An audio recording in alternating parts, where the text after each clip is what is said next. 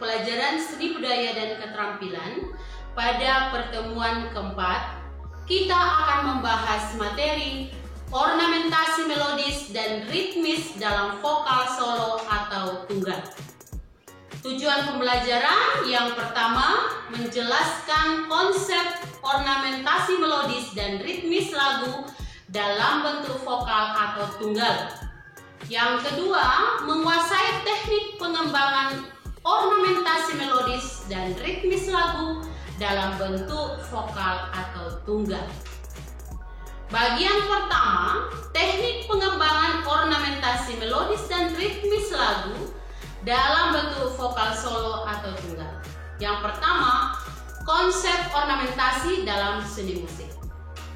Ornamentasi berasal dari bahasa Inggris ornamentation, yaitu penambahan ornamen atau hiasan.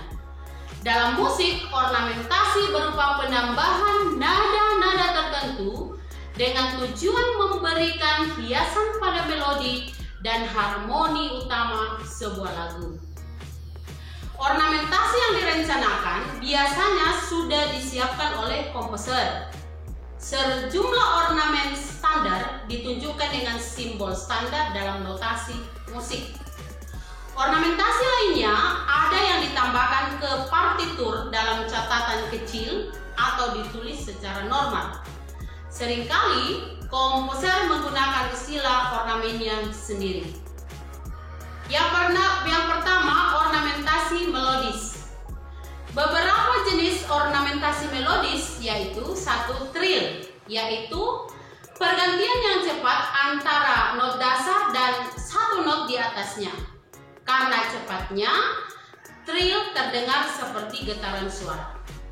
Yang kedua, modern, yaitu getar nada yang terdiri atas nada dasar dengan not di atasnya atau not di bawahnya dan not dasar lain yang lainnya.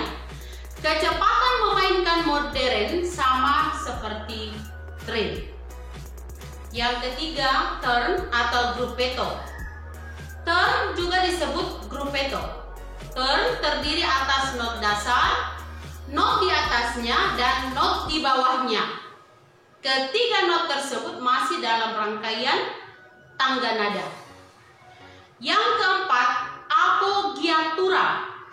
Pada hakikatnya adalah not dasar. Muncul dalam bentuk not yang bentuknya lebih kecil dari not dasar. Umumnya, not tersebut mendapat sebuah aksen berharga separuh dari not dasar. Yang kelima, acciaccatura. Acciaccatura mirip seperti appoggiatura, bedanya acciaccatura diberi tambahan garis kecil menyilang pada tangkai notnya. Acciaccatura biasanya akan dimainkan cepat. Keenam, itu cadenza, merupakan bagian karya musik yang disusun secara ornamental yang gemilang, dimainkan pada akhir komposisi menjelang selesai. Yang berikut bagian B, ornamen harmonis atau ritmis. Memiliki prinsip yang serupa dengan ornamentasi melodis. Bila ditambahkan secara horizontal mengikuti garis melodi, ornamen harmonis ditambahkan secara vertikal mengikuti garis harmoni. Metodenya adalah akor dan ornamentasi irama. Bagian B, mengembangkan ornamentasi ritmis maupun melodis dalam bentuk vokal solo atau tunggal. Pertama, teknik pengembangan ornamentasi dalam bentuk vokal solo. Dalam sebuah seni vokal, seorang penyanyi disarankan memasukkan ornamentasi untuk memperindah lagu yang dibawakan.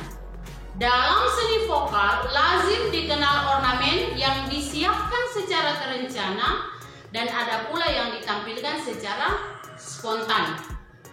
Ada beberapa jenis ornamentasi dalam seni vokal tunggal.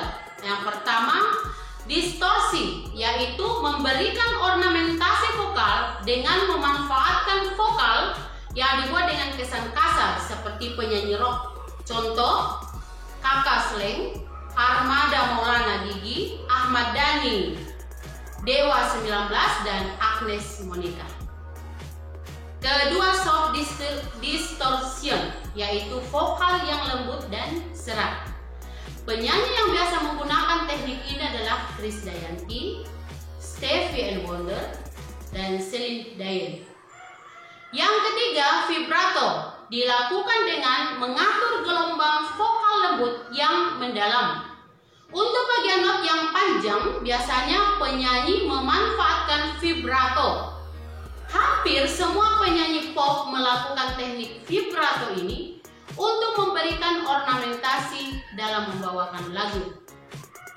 Keempat, echo, yaitu cara menyanyi mendesak. Contohnya, Pinkan Mambo adalah salah satu contoh penyanyi yang biasa menggunakan teknik echo dalam bernyanyi. 5, tremolo, yaitu getaran vokal yang lebih rapat seperti yang banyak dilakukan para penyanyi seriosa. Untuk penggunaan tremolo harus berhati-hati, maka perlu latihan yang cukup serius untuk memainkan tremolo saat bernyanyi. Contoh penyanyi yang menggunakan teknik ini adalah Putri Ayu dan Christopher Abimanyu. Yang keenam, falsetto atau suara palsu. Falsetto suaranya berat, tidak nyaring, tidak mampu mencapai nada tinggi. Semakin tinggi, suaranya semakin terdengar tidak merdu. Contoh penyanyi yang menggunakan teknik ini adalah Hudson Pranajaya. Yang ketujuh, head voice atau suara kepala. Jika dibandingkan dengan falsetto, head voice lebih terdengar merdu. Sebenarnya, head voice dimiliki pria dan wanita sejak lahir. Namun, pada usia dewasa, kebanyakan kaum pria kehilangan head voice-nya dan digantikan falsetto. Head voice kebanyakan dimiliki oleh wanita, anak-anak, dan pria remaja. Nah, baik anak-anakku yang baik, sampai di sini dulu pertemuan kita yang keempat. Silakan kalian mendalami materi ini dengan menjawab pertanyaan berikut. Selamat belajar di rumah, tetap semangat dan sampai jumpa.